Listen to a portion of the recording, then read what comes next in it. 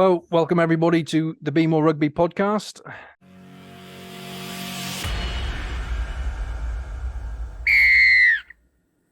Lee, how are you? Yeah, very well, James. It's the weather's turned out nice now. We're nearly into sevens season. And I'm a big advocate of sevens. Used to love playing sevens, not for the running, mostly for the sideline drinking. But that's on its way. We're sort of almost wrapping things up with the kids at Wimbledon now, and the senior games have finished. We're very much moving towards the close season. But a few little exciting events to come. I'm excited, very excited for them. And for everybody that's watching and hasn't already noticed, or those that are listening and are unaware, we have Tony Underwood with us. Tony, how are you? I'm excellent. Thankfully, not running around sevens anymore. That was on my side of things. You do the quick one. They always used to, right? No matter whether you've just done a quick run, they're going to feed the ball out to Tony and get him to run again. Whereas nowadays, I think they got all seven of them are pretty quick, quicker than I am probably. But yeah. It's very much a backs game, I think, now anyway. So. It is. I'm a big advocate. If you score, you come straight off and you get a rest. I'm a big advocate of that way of playing. So, yeah. Unless you're one of our heavy forwards from last year who nailed some poor kid while the ball was still coming down, hit him probably 10 minutes before the ball came down. Yeah, there was a definite timing issue going on there, wasn't it? Yeah. Well, when we talk about rugby values on this show, weren't you talking about? Yes. Tolerating that kind of behaviour. No. Especially from the forwards. Especially from the forwards. So, but we'll as we do, we'll talk a little bit about rugby for 5 minutes before we delve into Tony's incredible career. I want to bring up Chris Ashton because he's announced his retirement, then scored over 100 tries in the Premiership. He's had a career of in and out of international, the England team, but done fantastic. I mean, he's been around in lots of different clubs, but he's done fantastic. He's made some real records, but can he really retire satisfied when he's had such a disjointed international career? I think I'd be pretty happy with that, if I'm honest. Yeah. Yeah, I know. I think he's done fantastically well. And what I particularly like about Chris Ashton is he's a character. And I feel sometimes, in this day and age, we're a bit more sterilized, if you like. And we sometimes don't allow our characters to come forth. But he's very much a character, and he's a bit Marmite. I know that. It's very much love him or hate him sort of situation. But you can't deny what a good rugby player he is. To have played, both codes, played internationally with both codes as well, and been to a few clubs. So he's obviously, in search of the right club to make sure he got those 101 tries. But yeah, you cannot deny how good the guy's been. Well, what do you think, Tony? Do you think there's more of an emphasis on players to have an international career than a club career, or? Well, the nature of the sport is, obviously a lot of the focus is on international rugby. That's where a lot of the coverage is shown, and you kind of a bit sort of a smaller crowd watching the population, the general population, not really, only focused on watching the club rugby.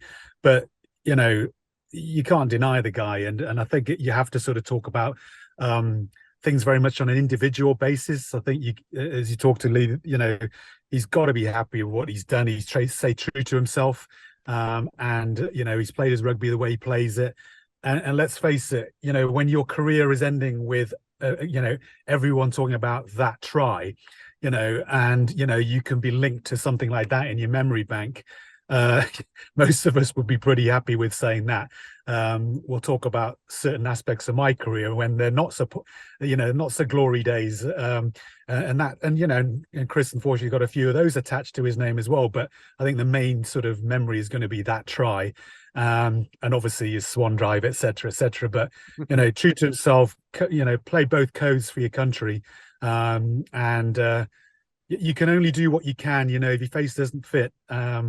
And there's elements of that in my career at certain time, then to stay how you are, not to pretend to be anything you're not, and still have the career he did, and obviously have that accolade, not just that try, but in domestic rugby to have scored, to reach the three figures, and be a struggle if anyone else has that longevity. Then absolutely big hand to the man, big fan. Yeah, absolutely. And obviously it's 101 Premiership tries. When you look at what he did in rugby league and you what did in France, actually his try scoring record is up over the 200 mark. Mm. So it's Wow. pretty Wow. phenomenal, you know. And got to be said, I think you did allude to it just now, Tony. But yeah, he's had a few lowish moments, should we say? Yeah, I mean, there's been some fighting. There's been bans for tip tackles, gouging incidents, biting incidents. Yeah, and he's actually been banned for over 30 weeks. So Wow. had he been on the pitch for a bit longer, I think we could well been into up towards 120 tries. So, but you know, what a fantastic achievement, and you know, and that Ash splash, I couldn't find any footage of him dropping the ball. I thought he was bound to have dropped one of them, but I could not find anything. He was under strict instructions not to do it because he would drop it, and you could see it in his eye when he was running for the try line. Every time was like, yeah, why not? No, I've been on some of those rugby blooper sites, you know, and just having a look, and the ones that people are in the air and they realise the ball's just slipped from their hands, you know, their facial expression completely changes to a look of horror, doesn't it?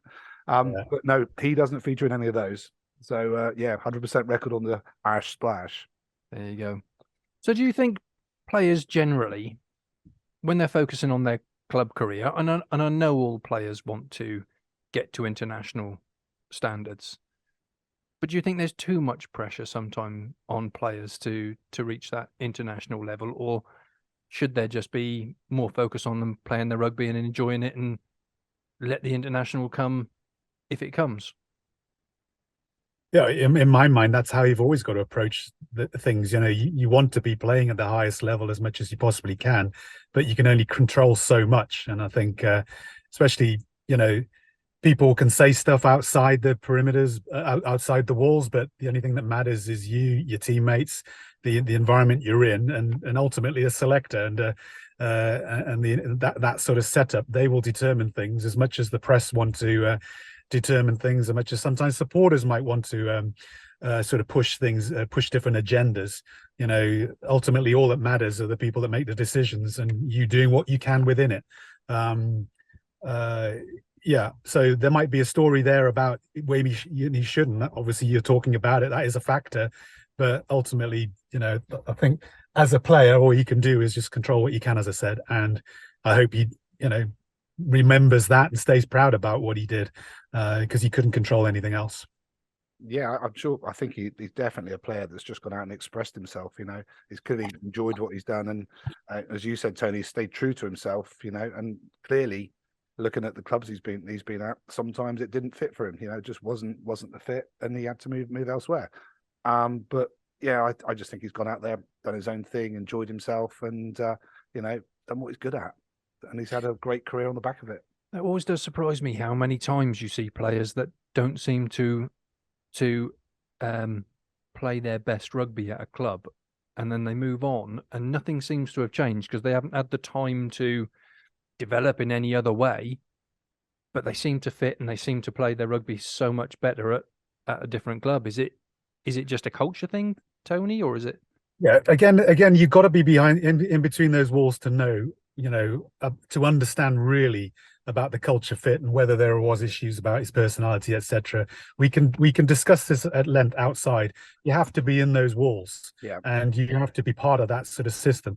You know, as I said, what he did do really well is he performed, and that's all you can ask of someone when he goes places. And the reason he performed, and you know, let's face fact, he scored a lot of tries, but a lot of them weren't from just finishing it out wide.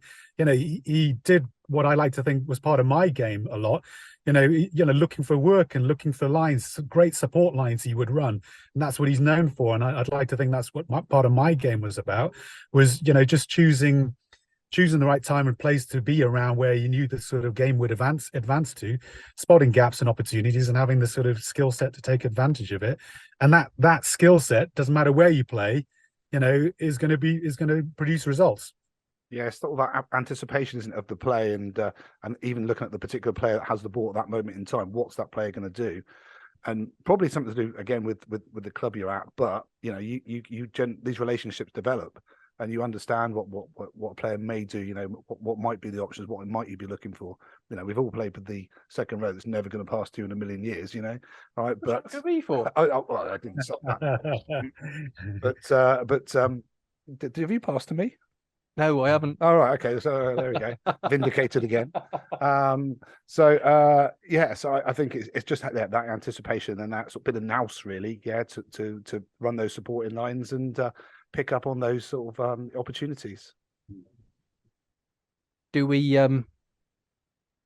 think going to France helped him, because he came back with the Barbars, played against England, and you could see the hunger in his eyes when he played against England. Do you think there was a point he wanted to prove there more so than anything else? And he got back into the England squad, but didn't really do anything. He wasn't really picked. He was just a bit part. I think he probably hadn't finished with his aspirations to play international rugby, you know. And probably if you talk to him right now, I know he's retiring as of the end of the year. If someone asked him to play for England tomorrow, he'd be all over it, you know. But I think that's what it was. It's just he's such a competitor, you know, and that's part of his makeup. And he was just desperate to prove a point and say, look, I can still do this. I can do a job here. Come and pick me. But you're right. He got into the squad, didn't he? The wider training squad, but never actually advanced to any of the game day squads. So, you know, but there it is. But what a fantastic player. Yeah. Does he retire in England? Great. I think so. I said, you know, he still very, very much Marmite, but you know, so there'll be, you know, 50% of the listeners will be out there thinking, oh no, he's a proper, you know, whatever. But the other 50% will be saying, you know, I think probably with us, what a great player he is, you know. So yeah, not sure. Listen, quite a lot for me. Provides a lot of memories for any England fan or any fan of rugby, and if you do that, you know, you deserve every sort of accolade you can get from it and every fond memory of it. And I think that's important for him moving on. You know, just got to bear in mind that, you know, a lot of athletes, whether rugby players or not, you know, he's at the cusp of a really sort of a difficult time in his life, sort of moving on from that. If indeed he does sort of, I don't want to use the word follow through on his decision. You know, he makes an announcement, but he makes a sort of comment. But if he decides to play longer, he plays longer. But that transition element is such a difficult period of time for any athlete, whatever your support. And I wish him luck with that, because part of that transition is going to be having that internal conversation that you're having right now about, you know, did he fulfill himself in terms of what he wanted to achieve, and can he move on, and can he be sort of not put that to bed, but kind of move on with that part of his life done in a positive way. And I think he should, but that's an internal journey of his. It's an interesting one. You know, how many athletes, like you say, do we see that are retiring and then suddenly seem to hit their peak, and you wonder whether, you know, they think to themselves, you know, perhaps I have got maybe a couple of years left in me or so. But yeah, like you say, hopefully he gets some support with that as well, perhaps from his family or friends. As we hope all athletes retiring or struggling anywhere get support from people. That's the whole idea of rugby, isn't it? But I suppose, like you say, Tony, until you've been inside those four walls and had the conversations with your teammates and your closest, it's difficult to know the decisions. Did you get any support when you retired? Well, yeah, kind of. I mean, it was a bit sudden for me, but sudden but not sudden. I'd kind of decided what was going to come next for me, which was going to be flying. I ended up into a flying career and sort of started that process before the actual moment, if you like.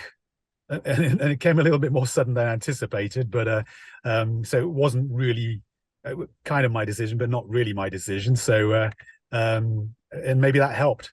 That sort of one, that I had something to look forward to move forward onto, and then secondly that you know I played my last game of rugby, and I didn't know it was going to be my last game of rugby at the time, so you didn't have all that sort of stuff going on around it, which is sad in some ways, you know, but I think most guys, I mean, I was in my late 20s, so not that old really, but you sort of, once you've been in that sort of setup for a while, you kind of started thinking, oh, I better make the most of this and enjoy every opportunity that comes, because these might be the last. And and started really savoring the kind of opportunities and privilege passed your way to represent your country, etc., and play in front of these big crowds, then that process had sort of started. So, but you never really cope with it. I don't think you can, but until a long time passes and a few decades go under the bridge, and then you can look back and shock that you ever did it in the first place. But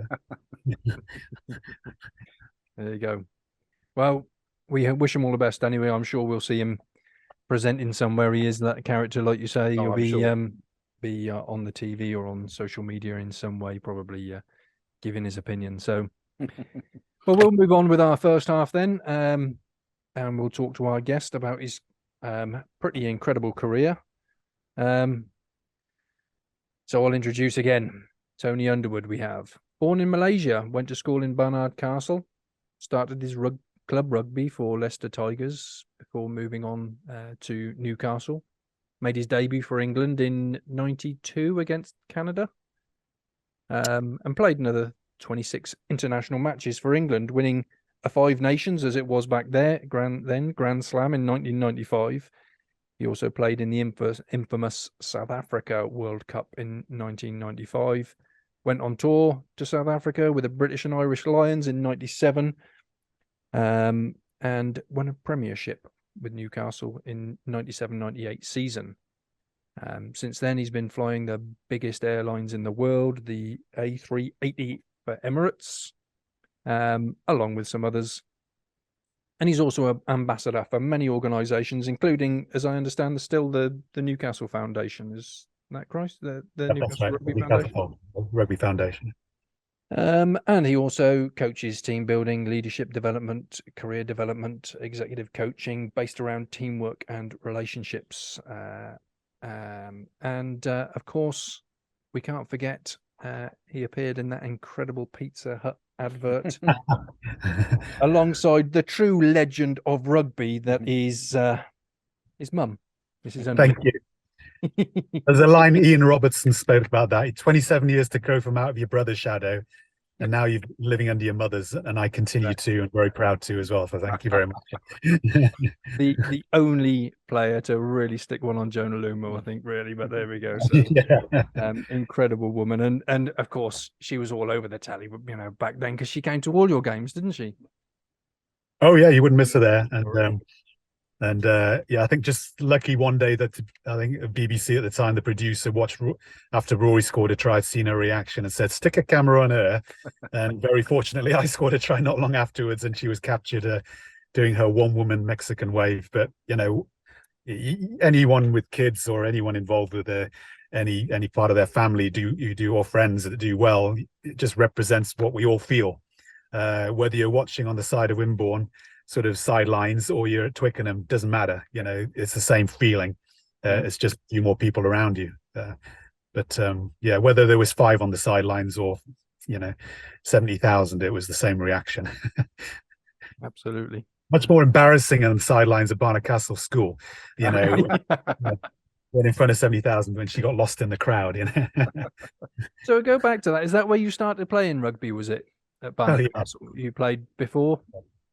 No, nothing. So as you said, I was born in Malaysia, sort of grew up there, pretty idyllic childhood. Father was English expat out there. My mother was a local Chinese Malaysian lady, and it was all football then. I was very quick, because I continued to be not very skillful, but quick enough to sort of get around people with the speed, and that was going to be the future. And then they took me to Barnard Castle, up to the northeast of England, and Rory was about 6 years ahead of me, 6 years older than me. I got another brother, Gary, 5 years older. They were all storming it on the rugby fields, and so I didn't have much choice, really.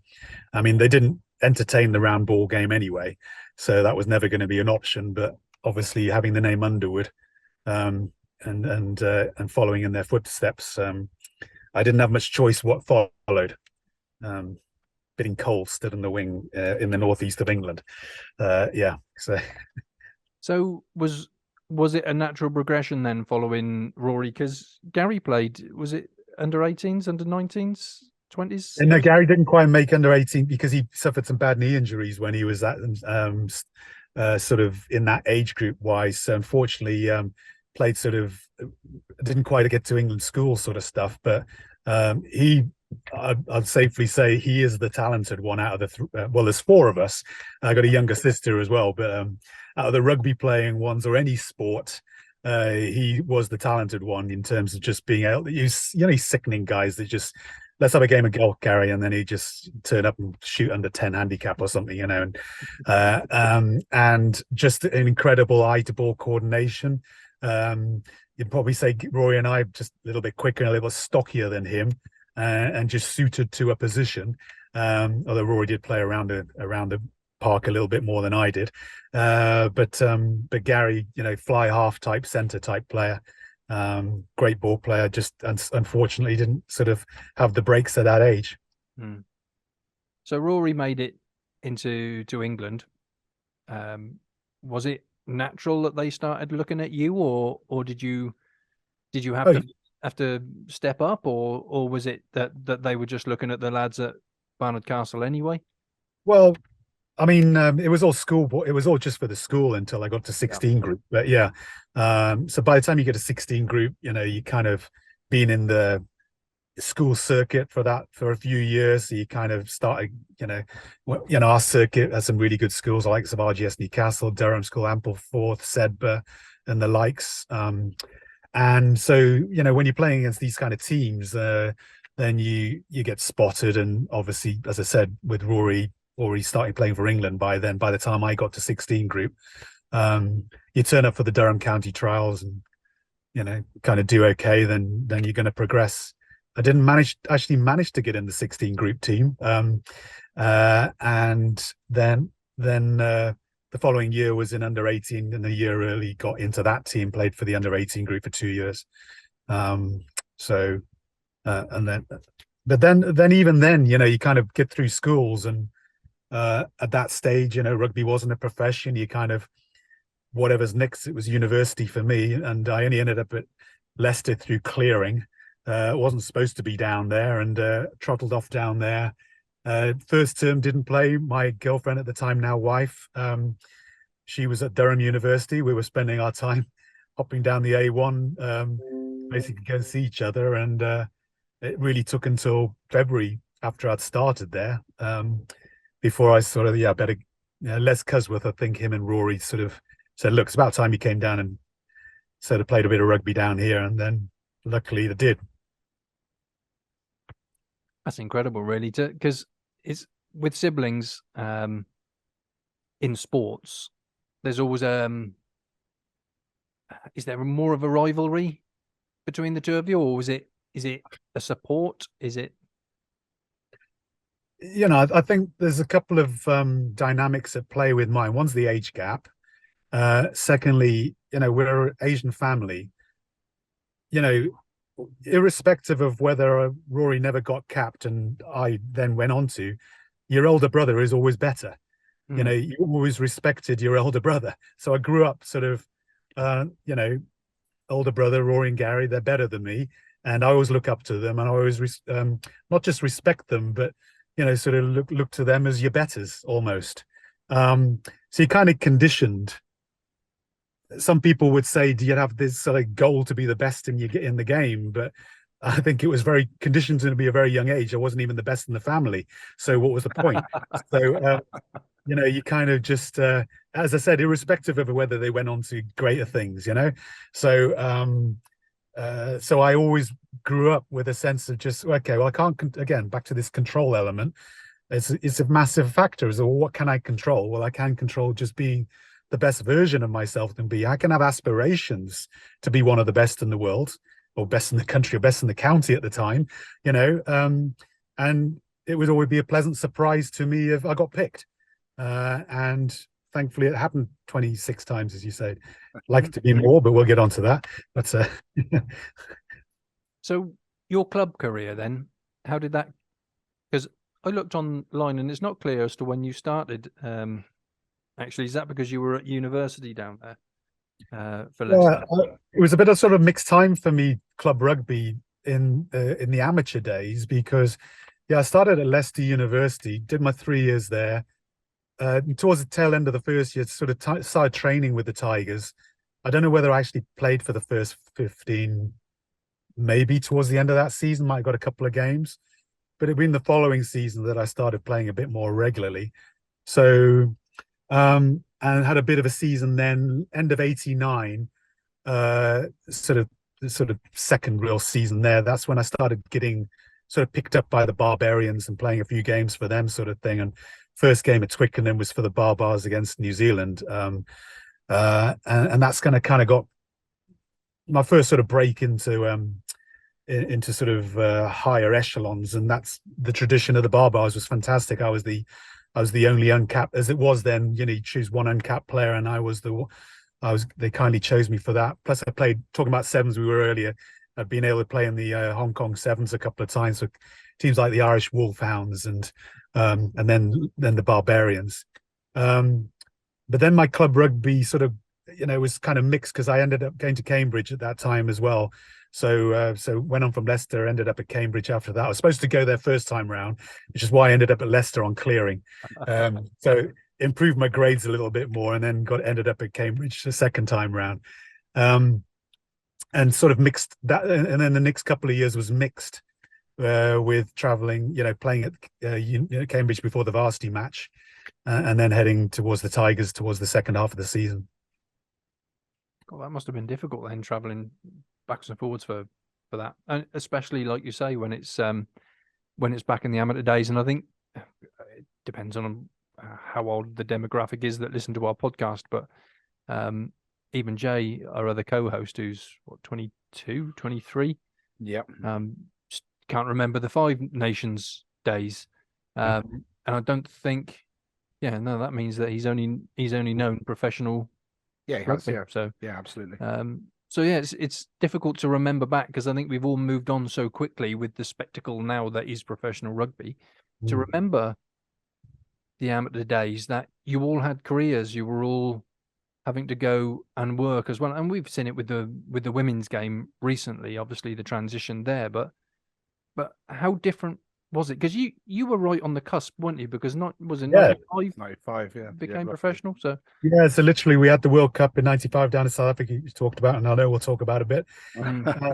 Literally we went there as amateurs, played the tournament as amateurs, pretty much came back, and then again that's when it all kicked off. The likes of Packer and Murdoch were involved in bidding rights for the sport, etc. And then we ended up, with the sport as we kind of know it now. But yeah, at the time, pre-95, you kind of mixing it all up, trying to make it work as best you can, and commit yourself to the training in the evenings and traveling up from wherever you were, trying to fit it in around your daytime sort of stuff. Some employers were a bit more accommodating and understanding than those. I had some great employers at the time, towards the latter end of that spell. And this is where sort of back at the time the disparities would be, that certain countries were better at supporting their players in finding them roles that allowed them the freedom and the time to be able to dedicate themselves to training and playing, rather than the England players who were a bit more tied down to things. And that would extend to not just the time, but also things like remuneration and what you're allowed to sort of claim for, etc., etc. And we knew if you shoe boxes were filled with other things rather than your latest pair of Nikes and Adidas's. So I should say Mizuno as well. They were my sponsor as well. So include them in there. But literally it was just the boots and a free pair of trainers, which was great, but certain countries were probably a little bit looser with those arrangements, to allow the players to have that ability to, bridge that gap that you kind of needed to when you're playing professional level. And of course, when you're playing at an international level. Yeah. And how, because I know there was a lot of trying to figure it out and understanding. Of course, I've never been a professional athlete, so I bow completely to other people's understanding like yourselves. How does that affect your club rugby at that time when the England camp were trying to transition from amateur to professional? Oh, well, that period of time, that cusp was massively uprooting for a lot of clubs and unions. You know, some of the unions were really slow to react, and that, if you like, that slow change that they had and that inertia that they had meant that we ended up really, how much longer, 28 years later, with the sport in the sort of situation is now, because of the lack of inertia and the lack of proactivity and the sort of head in the sand mentality that a lot of the unions had, no less England, that you know, to move on and grasp the nettle of the opportunity, if you like, which, you know, left it open to the clubs to kind of take control of it, and you know, Falcons being one of those to sort of embrace it at a very early stage. Saracens, the Richmonds of the world at the time, were one of the quickest to sort of get off the mark, and that then led to really the sort of the dominance of club rugby in terms of control of players, etc., moving on, and which is, you know, really sticking with us right to this day, of maybe the situation not being to the interest of the international team and international rugby as things are right now, and probably not to the interest of the players as well. And let's face it, down the road to the fans. It's interesting that it seems to still be rumbling on in, you know, in the fact that, you know, the rugby seems to be struggling still. I really hadn't put that connection together until you'd said then, but it does make complete sense that there needs to be some eyes opened maybe to grasp this opportunity, and, you know, and turn rugby into the spectacle it should be, rather than it struggle along perhaps. Yes, I mean, it's in a difficult place at the moment, isn't it? I mean, we've lost 2 clubs out the Premiership this year, and you know, and the likes of London Irish are struggling. You know, so the likelihood is, unless, you know, people come in with a big pot of cash, that some of the other clubs are going to disappear to a degree out of that sort of top echelon of the English league. But, you know, certainly then the RFU have to be part of this, but someone's got to really get hold of it and try and understand how we make it better, and for the better of all, and particularly the players. You know, the amount of playing time, if we're having these stars that we want to see perform at their top level, we need to look after them as well. You know, you can't expect a player to be beaten up for however many sessions it is a year and not have enough recovery time. You know, it's just not on, and it will be to the detriment of the sport, because, you know, we'll have more and more players that will retire earlier because they've got persistent injuries, you know, head knocks, whatever it be. But, you know, we've really got to have a look and find a solution. But that is everyone needs to buy in and be part of the conversation, I think. But yeah, certainly. I mean, just going back to that 1995 World Cup, obviously Jonah was there, and you know, he was and still remains as probably the biggest star, you know, that rugby has produced. And there was clearly an opportunity there to on the back of him and what he was doing for the sport to be promoted and maybe taken to a better place at that moment in time. But yeah, sadly, it didn't really happen. And yeah, and I think you're right, Tony. That's just contributed to where we are in the current day. Let's go to that World Cup, Tony. Thank you. Why Great segue. Like that. Obviously, there were some big stars there. Movies have been made about it. Mandela was there. There was massive change in South Africa. Was it something that you were aware of when you were there at the World Cup? Was it that apparent? Was there something in the air, or was it just a World Cup that you went to with the aim of doing your best? Yeah, I mean, I know you don't mean that by just, well, you interpreted just the World Cup, but yeah, no, you're there to play rugby. You're not, you know, and I know that's what you meant. Sorry, but just to clarify that, you know, this sense of just, you know, you're not following narratives, you're not following the story of this, that, and the other, and obviously you look back and you know, all that involvement of the Mandela era and out of apartheid. And, you know, we'd been down there a year before, actually, as it happened. England played a couple of test matches down there. First test at Pretoria, you know, you had half an hour on the pitch while we watched flyovers, introduced to de Klerk and Mandela, which is obviously a huge honor and a privilege to meet the guy. But you're there to play a test match and you're there half an hour for all the finery on the pitch. But that was the significant moment, you know, the reintroduction of South Africa into the arena, then leading a year later to their World Cup and then ultimately to their win.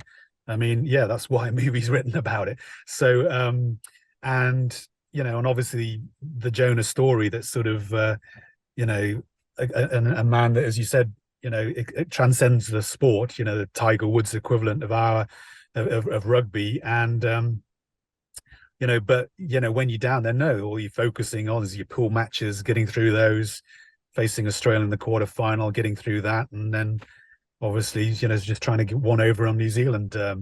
And you know, so that's your focus, that's your attention, rather than the narratives playing off around it. And a lot of times, you know, I had to bear in mind, not just was it amateur in terms of rugby, but it was amateur in terms of technology back in those days. Was, you know, so no internet, no immediacy of things. So whatever was playing out in the press, you obviously avoided any of the press in South Africa because that was so one-eyed, it was unbelievable. So you kind of stayed away from all of that. But what was going on back at home? Well, you know, when you're on tour, and even to a certain extent, I guess, who would know? You'd have to ask the current players. When you're away somewhere, you kind of get shielded away from all that, and you just get focused on, you know what you're there to do. So yeah, no, that it was very much sort of mission oriented, if you like, and that's where the focus was.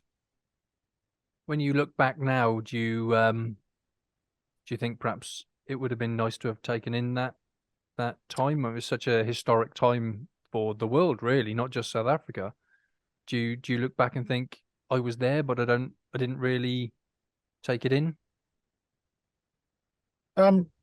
Well, you're there, but you're not there as a fan. You're there as a player. So you can't. I don't have any regrets about that. No, I think you know, my involvement with the game to a certain extent, and we've had a chat about the three of us, haven't we? That, you know, my involvement was very much as a player. You know, we might touch upon it, but sort of post rugby went into flying and then kind of moved on from the sport. So I look on it as a sort of quite distant fan of the game. My involvement with the sport for me was playing it.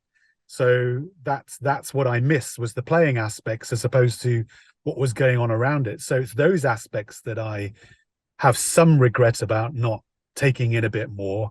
Is just savoring the playing of it as opposed to the narrative going on around it, sort of thing.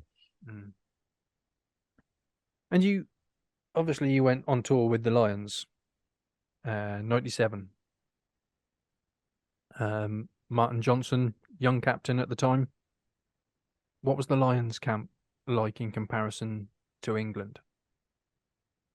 Well, I'll add to that, not just because I want to big myself up, but I went in 93 as well to New Zealand. I apologise. I've actually done that on my research. I saw that. It's on my list. Well done, Lee. Thank you very much. I haven't put that on I was here. going to So. point it out to you, but Well, I apologise. Yes. Don't worry about it. So I only say that because I had that to compare it with as well, and two really strong captains in terms of Gavin Hastings, 93, huge performer out there, great person, great personality, great captain, and great leader, I thought. And then obviously Martin Johnson as well, in his own way. Well, not just in his own way, in any way, a great captain and leader. And I think, you know, at the time the England squad, so where was I? That was Jack Rowell sort of era. And then, you know, just on the cusp of Clive Woodward. So I hadn't been under the Clive sort of time by then. So, you know, Jack's camps were, I'd grown up with Jack Rowell because I played England A lot with under him, Mike Slem and Les Cusworth, and these sort of guys I came sort of through with into the England. When they came into the England setup, I was kind of used to them to a great extent. So a place where I felt at home. The 97 one, I felt at home as well. and because the approach was very similar, it's sort of a lot of the stuff I reflect on now and try and sort of impress upon people is just that effort made on the culture of that group, and just that understanding of what was required in essence to gel a bunch of disparate people. You know, you said I could swear, so basically you're kicking shit out of each other for 4 years. You know, you're natural enemies, if you like. Some by this time professional had started kicking him in as well. That was the big difference as well. An amateur tour in '93 and then '97, the first professional Lions tour. That aspect of, you know, players changing clubs a little bit more and rubbing shoulders with each other a little bit more. Some of us had got to know each other a little bit by then, playing at clubs together. But by and large, we were still, you know, sort of natural enemies, if you like. And that's the narrative that I treasure, is that the memory of how you can put that aside and very quickly, you know, face a mission to basically take on the world's best, the world's champions at the time, in their backyard, very, very quickly. And it's a very hostile place to play South Africa, as you know, anyone who follows rugby will know. And to put that aside and then go down, and as well as we did, is I think a really good metaphor, if you like, about what I learn, and most people would learn from that sort of tour, what it takes to, you know, to bring a group of, you know, different people together very, very quickly. That's pretty impressive, because we just look from outsiders, and of course with social media today, there's so many clips of speeches from captains and coaches and managers and all, and you see them gelling together, but it's such a snapshot. But to understand really what it takes, like you say, the effort that you have to put in to bring together some players that, you know, in your words, are kicking shit out of each other for the last, you know, year or so, to come together to be absolute teammates on a pitch and help each other out, it's that sort of mindset and that sort of development that really has kind of intrigued me to start doing the Be More Rugby stuff. Because I mean, Lee and I run the academy here at Wimborne, and we're all about the lads developing themselves into men, and to be able to go out and be effective with others, to create teams, to create culture, to create something that they can achieve, because they can't achieve on their own. They need other people to help them achieve. And sometimes they're going to go into circumstances where they've got people that are strangers, or people that perhaps were on a different team beforehand. So to understand that culture of what it takes to bring together a team, that one hand they're, you know, kicking shit out of each other, and the next minute they're working together to try and win or be successful, is really intriguing. Hopefully we'll come onto that in the second half as well. But oh yeah, I mean, I won't be avoiding talking about that. That's for sure. That's because it symbolizes it better than anything, most things I know. Just what it takes. So we alluded to it. You're happy to talk about now, or we talk about later? But go for it. It's a sense of just to me, it's there's a line that I would use about it, is understanding about performance through purpose. And the advantage you have when you have a brand, if you like, whether it's Wimborne, Barnard Castle School, Leicester Tigers, Newcastle Falcons, England Rugby, or the ultimate, obviously, in a rugby shirt, anyone who comes from these isles anyway, it's the British Lions. Now, but all that does is it gives you a starting point. You start from a point further than anyone else, because you're out there playing for the British Lions and everything that represents. Okay, but one thing that a '93 tour that didn't go so well against a '97 tour that did, was that you have to start. Don't just take that and take that for given, and that will do, and don't rest of your laurels with just that. But you have to really articulate clearly and understanding about, well, who are the '97 Lions? Who are this group? What are we all about? and what do we bring to the table in terms of how we're going to achieve this mission? What's our purpose, if you like? And it has to go beyond just beating South Africa. It has to go beyond that, and it did. And that articulation of who we were and how we were going to. It's this idea of you don't, the outcome, the result we're looking for is to beat South Africa. But what processes do we put in place? What purpose, what objective do we say about how we're going to do it? And that's our mission, if you like, to take. And this Bill Walsh quote about the San Francisco 49ers coach, you do all these things right, the score will take care of itself. And as long as your focus is more on about how you put in place the parts, the purpose, if you like, about how we gel as a group and how we can speak a language of who we are and bring everyone's voices, collective voices into who we are. And you get that collective sense of unity about this and ownership of it. That's the secret sauce that then, as it happened that day, translate that year turned into a successful tour. There's been lots of very good teams that have done exactly the same thing that just ended up on the wrong end of the scoreline. It just so happened that one, we ended up on the right side of it. Who was the inspiration in that team? Well, we had so many. I mean, you mentioned Martin, and it has to start from him. Such a figurehead, such a great, person to just personify what it takes to sort of bring to sort of represent who we collectively felt we were. We weren't going to back down from anyone, going to collectively sort of be there for each other and step up for each other, whatever role we were playing in that group. For most of that tour, I was a dirt tracker. Thankfully got picked on the third test to get one cap at least. But as a dirt tracker, you have a specific role to play, but that role is just, that understanding that value that was given to every single person that was involved in it, whether you were doing stuff off the pitch or on the pitch. And Martin, I think he told me about this one story. It was him and Lawrence Dallaglio after the first test. They'd beaten South Africa. We'd beaten South Africa down in Newlands. And they sat in the changing room afterwards celebrating about it. He said they literally talked to each other and said, right, just a couple of beers tonight, not late tonight, because tomorrow morning we've got to be out for the dirt trackers holding bags and giving them every effort to prepare for the midweek game as they gave to us to prepare for this game. Because they realized the importance of the continuity of the tour. If we're going to win this tour, it doesn't stop by just, Saturday afternoon on 6 o'clock in the evening after the first test.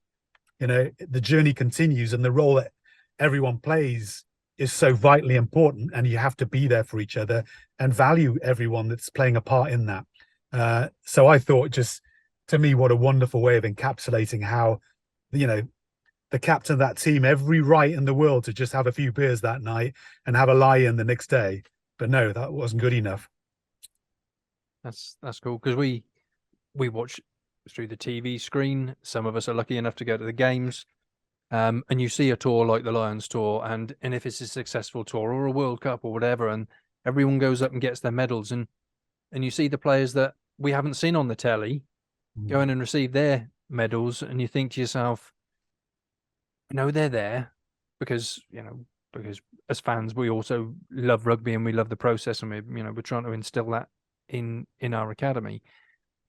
But it's quite easy to see the ones that didn't play the test matches and say, well, why are they getting a medal? But and like you've quite rightly said, and I've researched it a lot when I did my book, especially the Martin Johnson as well in his leadership style. But it was interesting. It was Sarah Hunter when she got World Player of the Year and she was presented World Player of the Year. She took it and said, "Thank you, but it doesn't fit well with me because it's not about me, it's about the team. I'm only as good because of the team. And this isn't for me, this is for the team." And that team... it's a good Northeast lass. I expect that from us. Yeah. But no, and, team sports, but obviously rugby has a sort of distinctive sort of value made of all shapes and sizes. But that, we talked about Chris Ashton earlier on. There's that element of, you score the tries as the winger, but we know we're the first to turn around and thank every single member of that team that made it possible for us to have the space to go and take advantage of it, to go and score the try.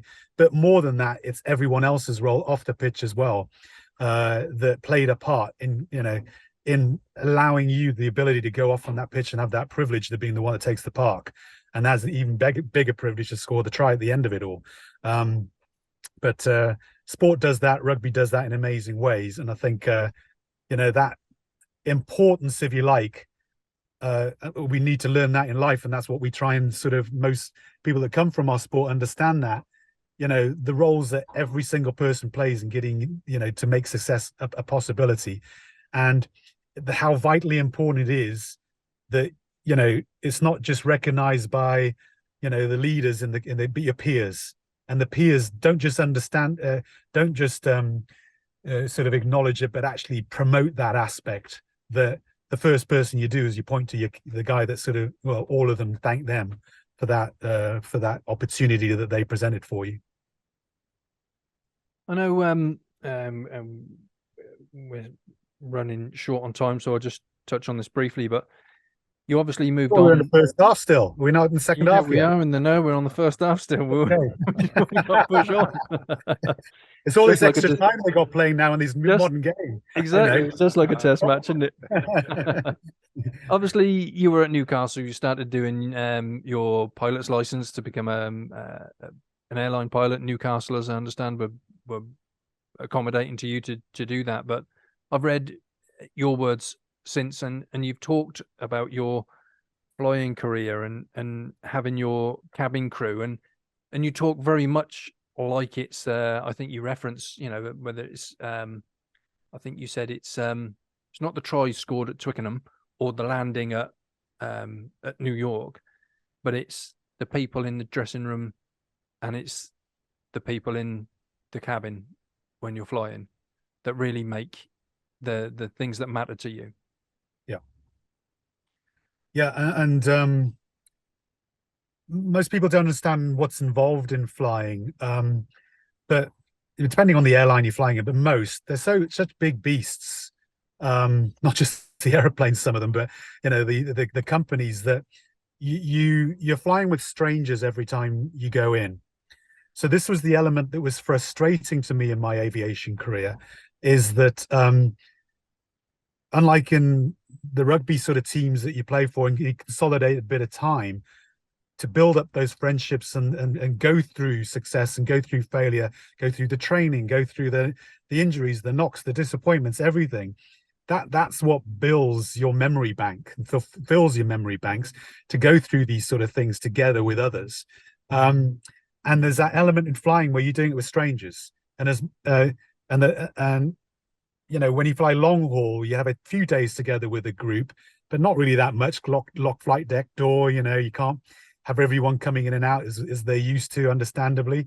But you'd go on a trip to New York or an LA even longer, and you get back to the baggage carousel. You've built up a little bit of culture and team spirit around that group of individuals.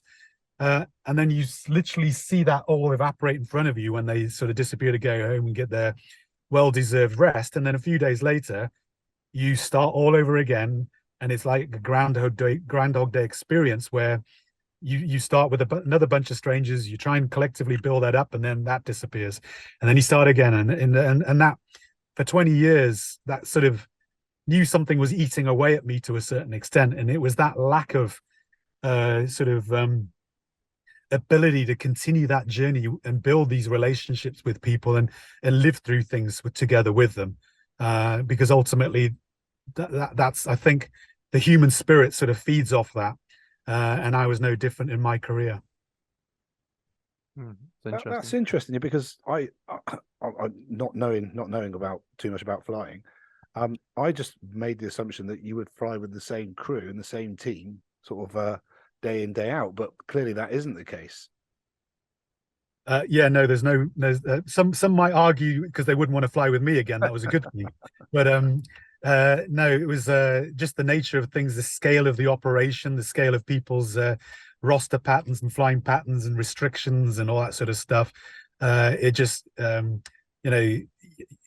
you might bid to fly together with someone else, but it rarely. Some airlines had that ability to be able to do that, but most of them, no, you just got what you were given. And because of this, as I said, the scale of some of the airlines I flew with, you kind of that's how it's panned out. Just you were strangers every time, and that brings in that sort of other element, if you like, about how I'd like to think, it's a good perspective to bring from a rugby environment where you're either in a club where you're playing with each other regularly in and out, ranging through to the Lions where, as you said, you're kicking shit out of each other, and then you got to form a team, through to another environment where, you're flying with strangers every time, having to create something, and only in moments as well. Those who don't realize just how little time you get to spend with a group of individuals before you start the flight, and how that teaches you that teammanship, if you like, and culture isn't about big gestures. It's about what you do in the moments, and how important those moments are, and just how much effect they can have to get it right. But obviously, in a lot of cases, how people can get it wrong by just in those moments just doing the wrong thing, and either not being aware or not caring about those moments. I think we'll come on to this in the second half now, because conscious of the time. But yeah, looking forward to talking more about this development of teams, especially in such a short space of time when you're flying. But we'll call half time there. Just one announcement: Litchett Sevens have their Litchett Minster Rugby Football Club have their Sevens tournament this coming weekend, 29th and 30th. Get down; it's always a good time. You'll be supporting a local rugby club, if you know where it is, down in Dorset. Get down, enjoy the refreshments, enjoy the rugby, enjoy the hospitality. They've got camping accommodation as well if you want to. It's a real good weekend. I know the academy are going down there, taking 2 teams. Yeah, we've got 2 teams from the senior academy and then 2 teams from the junior academy. They're playing on different days, unfortunately, so it means I've got to go twice. But that's just one of the issues I have, unfortunately. But hot dogs and beers twice. Yeah, something like that. But as always, if you're listening and you have a rugby club that wants to promote something, wants some support with something, wants to just shout about something, get in touch with us on info@bemoreRugby.com or any of the social media channels, and we will happily try and promote grassroots for everybody.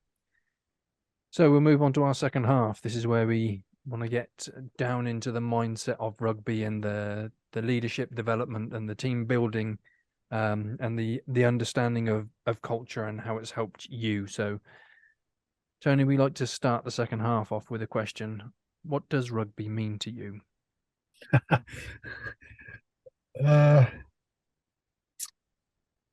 What does rugby mean to me? I wouldn't be so glib as to say everything, but there's a, whether it's rugby itself or the people within rugby, they leave a part on you. There's a book called Legacy, I think, written about the All Blacks, sort of mentality about how they play a game.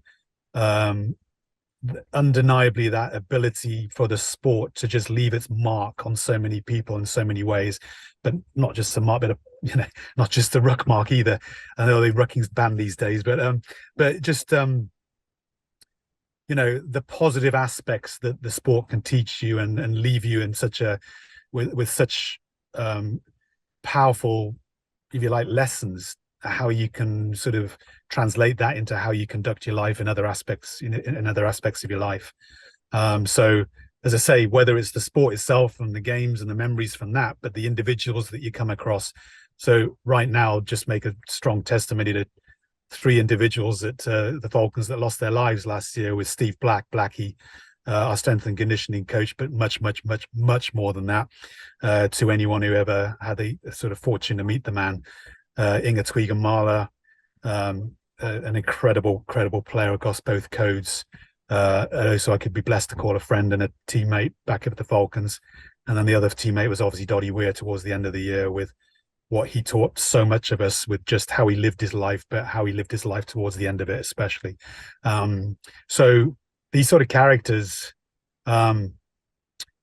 Well, I'll tell you now, but basically, where it really hits home to me is that Inga and Blackie lost their lives towards the beginning of last year, and I was out cycling in a pretty much similar picture that you can see behind you up in the North Yorkshire countryside, and it really hit home one day that I'd never be able to share this with them, and then it hit home that actually I was, because these individuals never leave you. They sit in your heart somewhere, and rugby does that to you, and individuals within rugby in all aspects of life. But obviously, having rugby as such a massive influence in my life, such strong characters like that form a great percentage of what lies within me right now. I like that answer. Very good answer. Very good.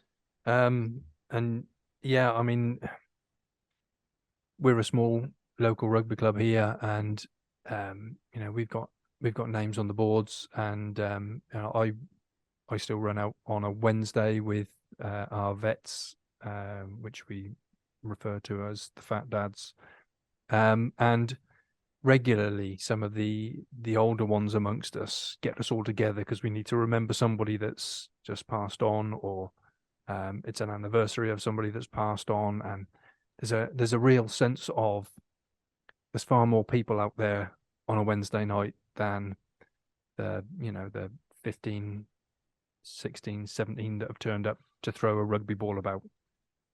It does have such an impact, all these guys that have gone before, and and the ones that are still in the club. You come up and there's always regulars up here that you can guarantee will be here and will always have some time for you, even if it's just to see how you are. Yes, I mean, for sure, this club is built on the history and the people that have gone before us, and they've never left these four walls, sort of as you were saying, Tony, they don't leave you, they do leave a mark on your life, and I'm happy to say that at Wimborne that is definitely the case. Mm. Mm. Yeah, and credit to you. I mean, I think you're touching upon there. I think you mentioned earlier that I'm fortunate enough to be asked to be an ambassador at Newcastle Rugby Foundation, and so the work that they do in the community as well. But sport and the reach that it has and the ability that it has to go beyond, and I think clubs need to just there's a big gap, I think, or they can do better in just not all their focus being on what happens on the pitch, but and it's not just the 1-0 in the football match, or it's not the 45-29 usually when Harlequins are playing. I think they usually rack up these kind of scores, don't they? But it's touching upon that question about who owns sport, or what is sport for, who is sport for. And this ability, as I said, it's often not what happens on the rugby pitch, but how clubs and communities like your own are able to have an impact in their community and society by in any way. Some kids might not even see a rugby ball, but just the impact that we can have through rugby and through sport in general to positively impact society is just massive. And congratulations to all you're doing down there, and hopefully continue to do, because that's the ability that sport has, and well done for seeing that through. We've got a new cohort coming. The under-15s are coming up into the junior academy now, and we do presentations to talk to them about it. And we've done a presentation for the parents, and then we've done a presentation for the lads, because it's their rugby, it's their club. And we talk to them about the fact that this transition is taking them from being reliant on their parents to, get them here, get them there, do this, tell them that, blah, blah, blah, to turn them into individuals that can stand on their own 2 feet, because their parents won't be able to be there when they go to work. Their parents aren't going to go and talk to their boss and say, that was a bit harsh. Can't you, give him a pay rise, or cut him some slack, or he's not feeling very well. So, whatever. They've got to stand there and do it for themselves. So we encourage them at this point coming into the junior academy that they're now responsible for coming and communicating and becoming independent. Not that their parents aren't welcome or whatever, but at some point they need to stand on their own 2 feet. And we talk to them about the fact that, The academy is here to develop them. It's not about them winning. And you touched on this earlier on so well. We set goals. We set outcome goals, which is winning, which we've got relatively little control over. We can do our best, but there's others trying to pit themselves against us. We've got performance goals, which might be more specific about just don't worry about the win, but try and play rugby in their half for this game. And then you've got process goals, such as taking time to pass properly, tackle properly, understand your positions properly, understand your calls properly. And we focus on those and we tell them, you focus on the process goals, then the performance goals will be easy. The outcome goal will take care of itself. Yeah. And it's that development which we're trying to do in the academy. So hopefully we get there. Well, I think it's working so far. I think we had a great day yesterday. We had our final match of the season for the senior academy. So for the boys that are in the under 18s, they're now moving on to senior rugby. Most of them at universities, and I think we've got probably 25-30% of them staying here. So they're going to move into the senior sort of club here. But the camaraderie and the togetherness that they showed yesterday was almost something we could only dream of. You know, but you can clearly see it there, the way they talked afterwards, you know, the way they were sort of embracing each other. There was something really, really good about what happened. So yes, yeah. I think I'm never going to say we're the finished product, but we're certainly you know, along that a good way down the correct road. Team spirit, I think that's probably what it is, and I don't know how you create it without it. Just, I suppose it comes back to culture, does it? Well, I mean, culture is one word for it. You can give it many sort of titles, but yeah, I think it's how you, to me, if you kind of like label who you are, you know, what is it that you want to be known for?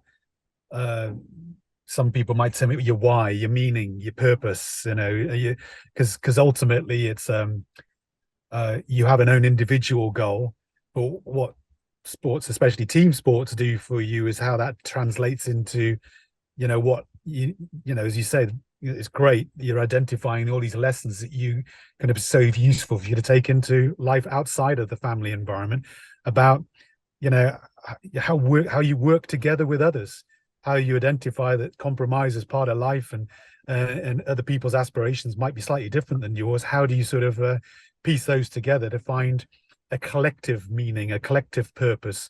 So if you like, you know, I think there probably is a quote about that saying that cultures, all that is just a collective purpose as opposed to just an individual one. And so, you know, that is so important in all aspects of life. And you talked about whether it's in a corporate office working environment, and that's the transition that you guys are able to help people sort of adjust to, and kids to adjust to. Cool. Thank you. All right, should we go for another question? I think.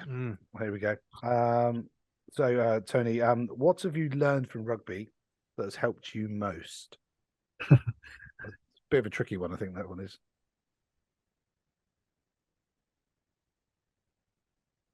I think probably we touched upon it a little bit today with, you know, sort of how Chris Ashton moves on, or you move on, is just, well, resilience. I think, and that's resilience while you're playing, but while you're playing, not just rugby, but life, if you like. While you're going through this journey, you know, that resilience you've got to show in the microcosm of the environment of rugby, but it's in all aspects of life. And so, you know, you've been kind enough not to touch about it too much, but the '95 World Cup was obviously a sort of a classic sort of symbol of what life is like for people. You know, you have such big highs in your life, and then very suddenly very big lows, and how you deal with them, how you cope with them as an individual. But what you learn is you know, so what have I learned from rugby? It's, yeah, well, what does it take? I term it care, if you like. If you, I don't want to get too wanky on you, but basically a sense of an acronym of what you can do, and it's control what you can control. and the biggest aspect you control is your attitude and your and how you choose to respond to a situation, and trying your best, if you like, to have a positive reframing of the challenge that you're facing at the time. Or a challenge like Jonah, for example, is a challenge that isn't just the 90 minutes.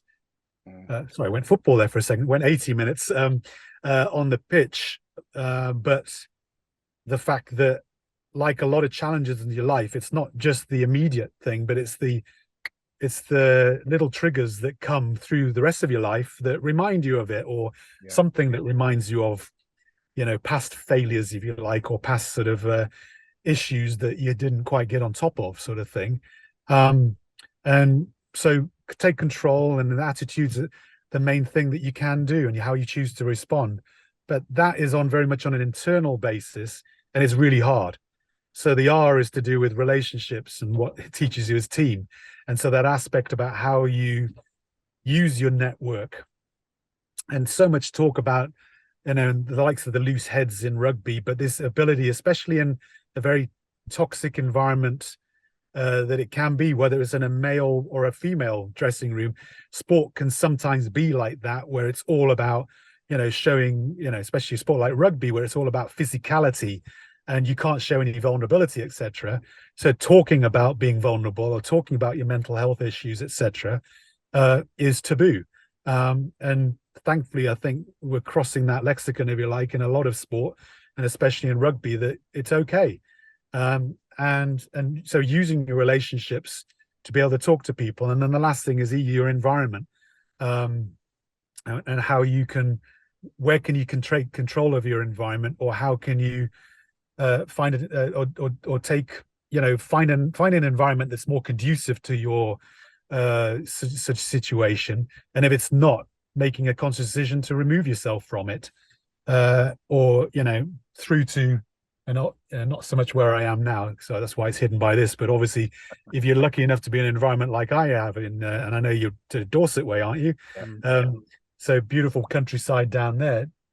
Whether it's your physical environment or your environment that your life is in, and taking control of whether it's your health, your well-being, your mental, your nutrition, whatever it is, take control of what you can in terms of your existence almost.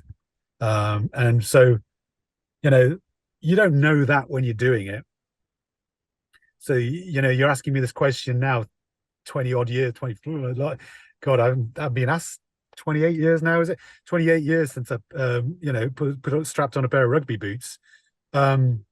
It's looking back at what you did, and how it transpired, and this is how you hopefully impress upon people. It's using your experience that you're passing on to the kids of keeping alive, if you like, and legacy sort of aspects about what sport rugby teaches you. And it taught me that, and that's what you try and pass forward as well. But interestingly, so that 95 World Cup, so obviously you knew you were going to be opposite Jonah. Did you prepare for that in any particular way, or was it just the same as usual? Was there anything special you did? Because obviously I heard a story about you winked at him during the haka, and I'm not sure if you did do that or not, but well, you don't get heard over 60,000 people. So if you want to say, as you do with a hacker, my previous ones have been against Inge, who, Inge took it the right way when I sort of winked at him, in terms of thank you for the challenge and I accept it, and let's go and take battle on the rugby pitch, if you like, and, honor what the hacker represents, So that's what I meant by the wink, not you look good, mate, and I'm going to take one over on you. No, did I do anything different? You can't change much. You didn't have the footage we had, video where we started having a little bit of that, but yeah, it's kind of like so much of it on an individual basis can only control so much. So what was I going to do? Well, if they had the ball, try and close the gap and be on him so he didn't have space to move that much. So at least you can try and slow him down. You're never going to stop him, but slow him down at least. but that can only go so far when the game went a certain way that it did, where he got so much ball in loose. Sorry, I'm turning into what did I prepare to my excuses for why it transpired as it did. I can keep, So, going with it. Yeah, no, he did get a lot of ball that day. So they got a lot of, well, it turned into a very loose game, a lot of turnover ball, and you know, any team with turnover ball, especially the All Blacks, and especially the All Blacks with Jonah Lomu in it, or Inga Twigamala a couple of years before him, you know, it's gonna be on a hiding to nothing, because you know you can't give these guys any space, and you can't give an individual like Jonah a lot of space, because you know if you're not on him, you're never, you're always going to be you know, come off second best in a tackle, and it never was my strength, by the way.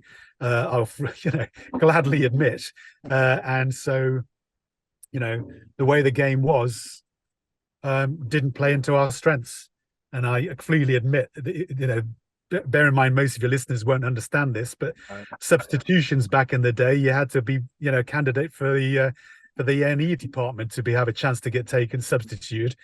This day and age, I'm sure I'd have been substituted off after about 15 minutes, because the way the game was going. So yeah, so did I prepare any differently to your original question? Not massively. I mean, I had to go into the game with an element of thinking about him, but more what was I going to do? Yeah. Because you pick players like me to impress, you know, what I bring to the game, and that's not defensive. It's what I can do on an attacking basis. So, and how can I just be involved in the game as much as possible away from, you know, my right wing, but as much in getting involved elsewhere. Yeah. That was where my strength was. But I didn't get much chance of that, unfortunately. I love your answer to Lee's question, resilience. I quite often talk to people about resilience because there's so much stuff on the internet that says, get up, get on, just keep going, be tough, don't stop, blah, blah, blah. And your CARE acronym really brings it home, because I speak to people and say, we're all getting up and we're all going on. The ones that aren't with us anymore. If you get up every day and go to work, you've already got up and got on. But that's not enough. You can't just stand in the way and keep getting beaten all the time. That's not tough. That's hard, but a bit stupid. You've got to do something like you've said with your, you know, with your CARE acronym. You've got to make some plans. You've got to think about things. You've got to look at your environment. You've got to work out what you've got control of and what you haven't got control of, and go at it intelligently and say, okay, I have got up. I am keep going. This is my resilience, but I've got to make the best of it, and I've got to do it in a way that really I can benefit myself, my teammates, those around me as well, rather than just the whole get up, get on, keep going, be tough, which kind of gets a bit tedious after a while, because some people out there are just tired from getting up and getting on, and they're not going anywhere. So yeah, to give them that ability to think about control, think about their environment, the relationships that they're with, the attitude that they have, and make a plan to make positive steps forwards. Really cool. I like that a lot. Yeah, and I think you're absolutely right. And you're absolutely right. This mentality that, you know, again, sort of so much of our language is taken over about being a snowflake and being woke. Call me woke if you want. I don't care. This mentality that really, how, you know, yes, sometimes you do have to get on with it, okay? But how, you know, name me when, okay? If you're in the middle of a rugby pitch, in the middle of a match, you know, because even then there's moments when you can just take a moment to reflect, okay? But in the midst of the action, yes, you can't just step back and just, I'm just going to take a moment and take care of myself and go through my CARE acronym or whatever. You've just got to get on with it. But you know, most aspects of life, you don't, and you can just take that step back and just take a moment. And the other perspective that I want to throw in there is that people talk about resilience, about coping. For me, you can apply the same thing, and it's not about mental health, if you like. It's about mental well-being, about how you can actually be a better. You know, resilience is about, to me, learning from what it is and coming back better, and and taking on sort of these challenges, responding from them well to give success, and to be the best version of yourself you can be. That's what resilience is as well to me, is about more my recent stuff that I talk about is the aspect of how if there's one constant, it's change. That's the reality for us all. And the reality is the people that thrive are just the ones that are more resilient and have learned how to perform under pressure. And that's all that is to me. It's about performing under pressure the best way you possibly can. And it might just be to cope, but I'd like to take it a step further and say that's where elite performance happens. That's where the best stand out from the best. That's where companies go, survive and come and thrive, is because they perform under pressure and thrive and show resilience under the challenges that we all face, because that's the reality of things. That's it. And that leads nicely on to our next question. What do you hope people get from rugby that can help them in their daily lives? I think you've probably already answered that one, 10 times over, but well, I'll take us a little stage further. We've talked about this, a little bit, but purpose, you need to establish your own, and you need to take that time out to really get to the underpin, because that's the secret sauce that allows you to perform under pressure. That's the secret sauce that allows you to for your group to be committed to something rather than just compliant. That's the secret sauce that means you have prepared better, because you go that extra mile to do the basics better, so that when they have to withstand the challenges that life face, that's what shows the resilience, because you put the world-class basics in there, because if you've gone the extra mile, you had the challenge mindset to want to keep learning and be better. You will only do that if you've identified your own values and meaning and purpose, and then you translate that collectively into this group's collective understanding of what their purpose, their culture is about. And that collectively means that we step up to the plate when we have to. And then that, if you like, can only happen, those conversations can only happen if you understand the basics of trust, because all of that is trust in action to me. Rugby has taught me that. For any team that I've been involved in, we did all those things, and underpinning it all was the sort of the understanding about how you can trust each other and go and put it into action about how you interact with others. That's what I translated to in my rugby sort of environment, and that's what I tried to in my flying environment, to try and employ that. And it's what I do in life in general, if you like, is try and how to interact with others with that sort of basis of how you put trust into action, form relationships to collaborate, and identify a purpose to which you then create the environment to which we can thrive under pressure. That's amazing. I'm struggling to write all this down, Tony. I've never written so much down in a podcast and all the time we've been doing it. But yeah, I love that. I mean, we talk all the time. We mention it all the time.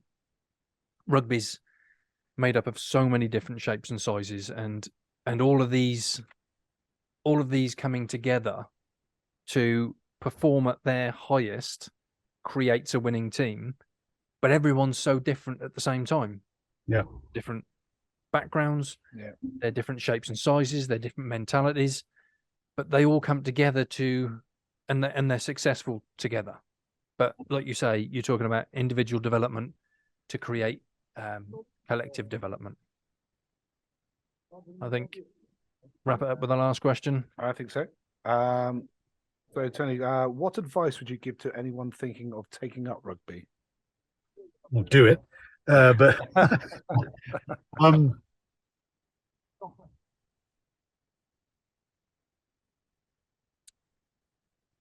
I think probably embrace it in terms of holistically what it gives you.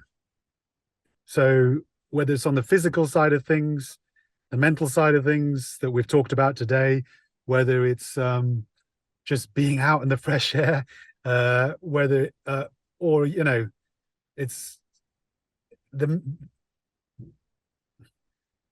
whole package, if you like, about what rugby embraces, rather than just catching and giving a ball and running after someone and tackling someone. That to me is, you might notice I don't sit here talking about the technical aspects about rugby. It's the human element of it, that the sport, well, all sport gives you, but obviously I'm going to be biased and say, and we're all going to be biased, and all your listeners, I'm sure, are going to be biased to say it's going to be, especially from rugby, because it, the way that it brings, as you say, such a wide disparity of people together, that you hit upon it, that ability to just sort of bring all that different disparities of society together, and my language would be, allows, because you talk a common language that we all have, and rugby embraces that in a lot of ways, about how you form relationships back, and that concept of trust. You fundamentally have to apply trust in all aspects of what you do in the sport, literally, because physically you're up against it if you don't, and your mate's going to get hurt if you don't, through to and you won't succeed unless you put in place the elements of trust, with what is reflected on the scoreboard, etc. But everything that goes into that is all not, even to the extent that human side of things translates into how you do the technical side of things better. It's all sort of interlinked, and what rugby can teach you. And so when you go into it, that's what I would say, is just embrace it all.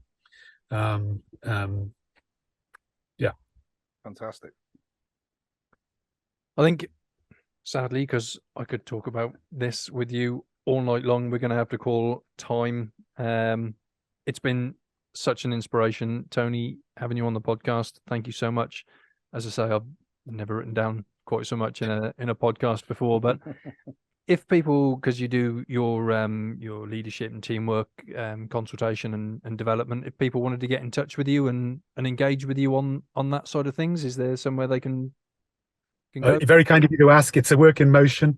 I have bought the domain. It's trustcenteredleader.com, and I'll hopefully have by the time this goes out there, I might even have a website up running about, but otherwise LinkedIn and Twitter, just find me on there. I think Twitter, I think, is the only sort of social media that I possess, so I'm not like all these jocks nowadays, but well, there you go, you heard it from here. Keep an eye out, engage with Tony as well on trustcenteredleader.com, and hopefully you'll have something up soon.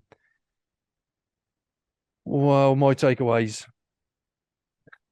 I haven't got the time to give you all my takeaways on this, because honestly, talking to you is exactly what we're trying to achieve with the whole Be More Rugby philosophy. That idea that there's lessons there in control, there's lessons there in performance, there's lessons there in leadership and in teamwork, how to create teams, how to come together by focusing on you, developing yourself, understanding what you or your purpose is, and finding those around you to create a team so that you can all succeed. So much to take away, and especially the resilience side, but with the CARE acronym, that really struck me. For me, there's one big takeaway that I need to speak to you about, Tony. And how much fun was it doing that pizza advert? It's a bit weird, because we were sat in this mock dressing room that they made. I mean, I'm not big in rugby terms anyway, but they put this big changing room and sat us in it to film it. But Jonah wasn't there. He was filmed in a green screen in New Zealand. So it was all acting ability. That was actually because I had to pretend he was there. So fantastic. No.